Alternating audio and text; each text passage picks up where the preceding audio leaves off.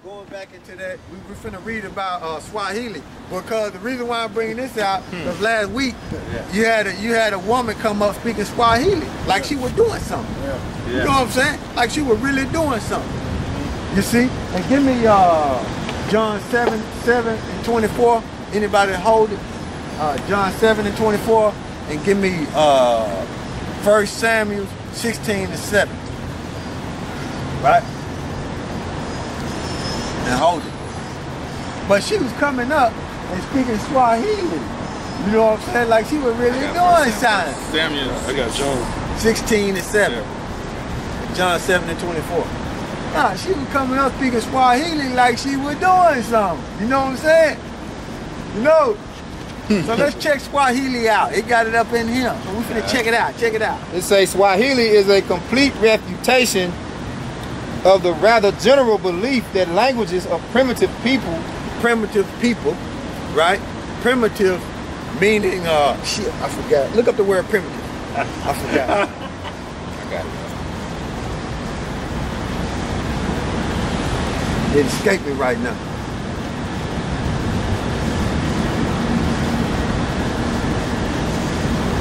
Meaning something ain't been changed.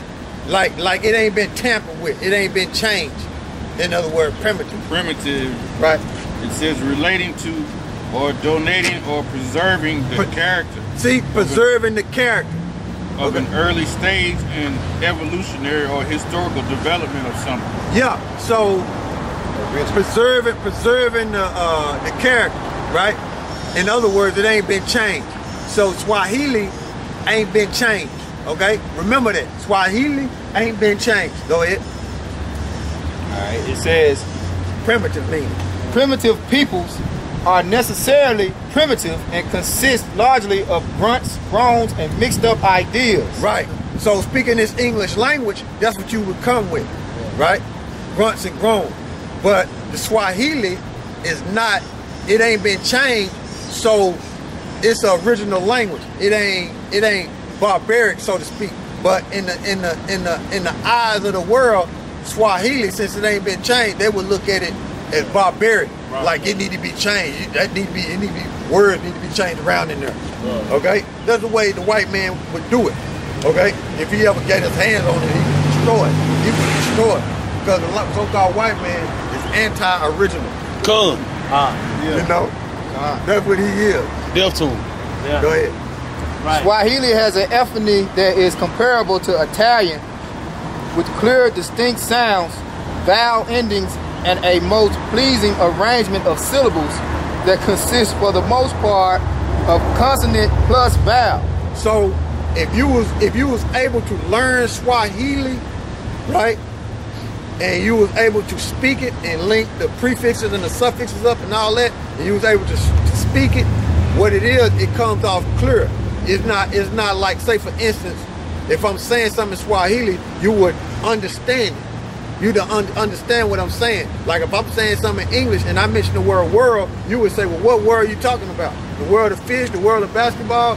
You know what I'm saying? In Swahili, it would be straightforward and you would know exactly what I'm talking about. Just like when you look up the words in the Hebrew, you know exactly what that word is saying. Same way with Swahili, it ain't been touched. Okay? That language ain't been touched. It ain't been corrupted. Okay? Go ahead.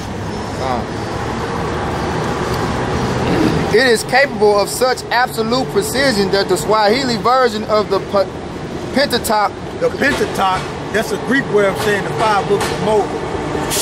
And how you say the law in the Hebrew, you say ha, tha, rawa. Ha is meaning the, tha, rawa meaning law. Okay? The law. Okay? Tha, rawa.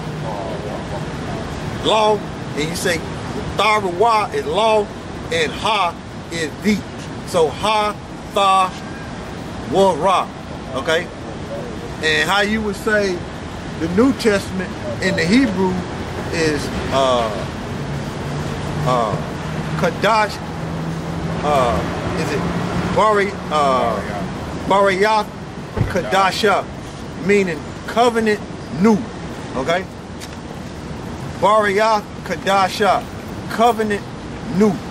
But in the English you would say New Testament. Okay? or new covenant. But in the Hebrew, it's Bariath Kadasha. Okay? Go ahead. It is capable of such absolute precision that the Swahili version of the Pentateuch contains fewer words than the Hebrew original. Yeah, the Pentateuch is a Greek way of saying the 5 books of Moses. Okay? Go ahead.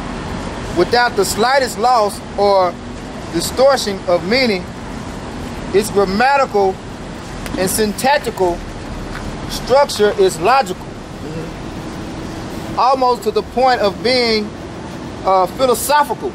Using Swahili roots, prefixes, and suffixes, it would be as easy to construct the vocabulary of nuclear fission. By you joining together, like nuclear, what is it? Nuclear Fission. Fusion. Yeah.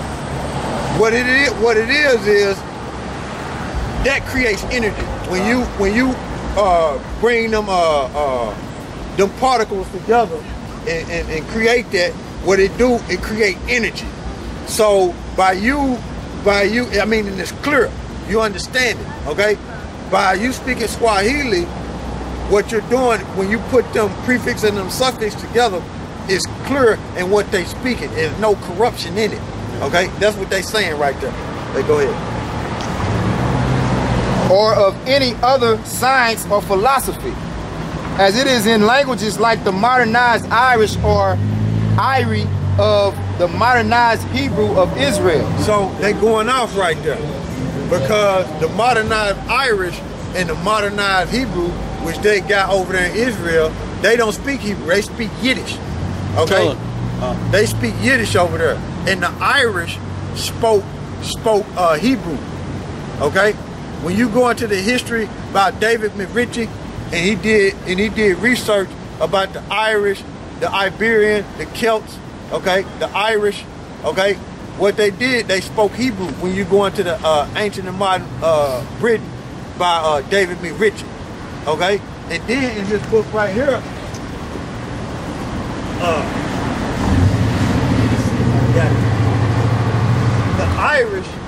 the Irish was black, right?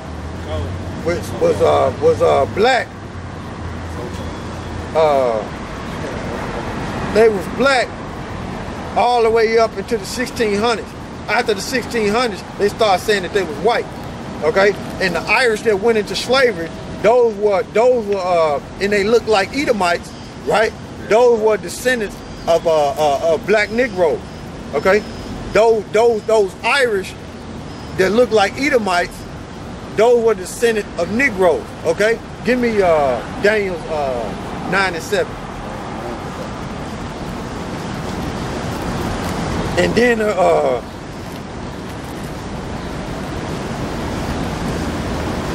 this Daniel 9 and 7. O Lord Yahweh, righteousness belongeth unto thee, but unto us confusion of faces, as at this day, to the men of Judah, and to the inhabitants of Jerusalem, and to all Israel that are near and that are far off, through all the countries wherever thou hast driven them, because their trespass that they have trespassed against thee. Read that again. I grab that. This is Daniel 9 and 7. O Lord Yahweh, righteousness belongeth unto thee, but unto us confusion of faces, as at this day. Confusion of faces, because for one, we lost our heritage. We didn't know who we were, right? Then on another hand, confusion of faces, you have Israelites who have slept with other nations and they bear children, and then those children bear children, right? And I'll give you a prime example. If I sleep with a Edomite, we have children, then if I have a son, right, which I have a stepson now, he went and got with a Edomite, and his baby looks like a damn Edomite, but the spirit is an Israelite. That's a confusion of face, because when that kid grow up, right, she might reap the advantages of being looking like an Edomite until they meet her daddy. Yeah. Or they meet her granddaddy. Yeah, that's color. You know? So, go ahead. It's to the men of Judah and to the inhabitants of Jerusalem and to all Israel that are near and that are far off. That are far off. Because you have people that live in, you have Israelites that live in Japan. You have Jakes that go over there and sleep with Japanese women, and they have babies. And them boys will grow up, and they'll never leave, and they'll sleep with Japanese girls. If they have a boy and he do it, pretty soon it's gonna look like a Ammonite, or if they in China, it'll look like a Chinese eventually. But it'll be an Israelite. Same way with them, the Irish people we was talking about. See them people over there, Jakes, we come all out of Ireland and Wales, but the slave ships grabbed us up from up there too. You know. All right, you finna read it. I think, who was that was up there? Was it Charles the First? We finna get it. We finna get it. I'm gonna let it. In this book right here, show him. In this book right here, right? And he go off in his book because he's talking about Japheth, the so-called white man. Japheth is not the white man.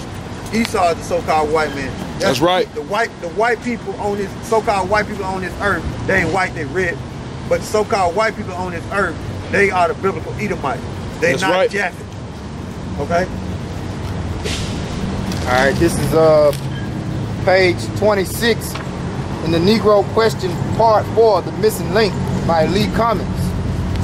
Page 26, Oliver Cromwell in Ireland. Oliver Cromwell was Lord Protector of the Commonwealth of England, Ireland and Scotland after the assassination of the Scottish English King Charles I. Upon taking military command of the Commonwealth, he invaded Ireland, and history states that he committed genocide in Ireland against the black population. The black Irish that he didn't kill, he sold into the slave trade. In 1641, Cromwell had 300,000 black Irish sold into North Atlantic slave trade, and in 1650 he had 100,000 Irish Scottish children sold into Barbados. All right, that's down there where Benjamin be at. Okay? That's down there where Benjamin be at. And where Nicki Minaj taking their ass from. You see? Go ahead. There is an interesting law that Cromwell had published and it read, Oliver Cromwell, Edict 1653. That's the highlighted part? All right. Let me look through here again. But yeah, that's showing you that the Irish were part of the slave trade. Now, we just read in Daniel's 9 and 7, right? Now give me John 7 and 24.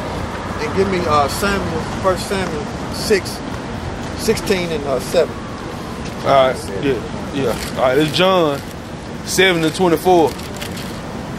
And when you out here, this is what you got to deal with, because you got to change the faces, man. You got Israel that slept with all these nations. That's right. So Israel don't look like John Shaft, you know, as the elders would say. You know, Israel look like these other nations. That's right. So that's why we try the spirit by the spirit, you know. And then like I was telling that woman when she came up, which her husband was around, you know, I couldn't really tell at that particular time. But I know she was proud. I can tell that. Okay? And I told her, look, if you're not, what the brother told her, he said, look, if you're not of Israel, then you're going to be, you know, woe unto you in a nutshell. Meaning that's right. destruction. You know? All right, this John 7 and 24.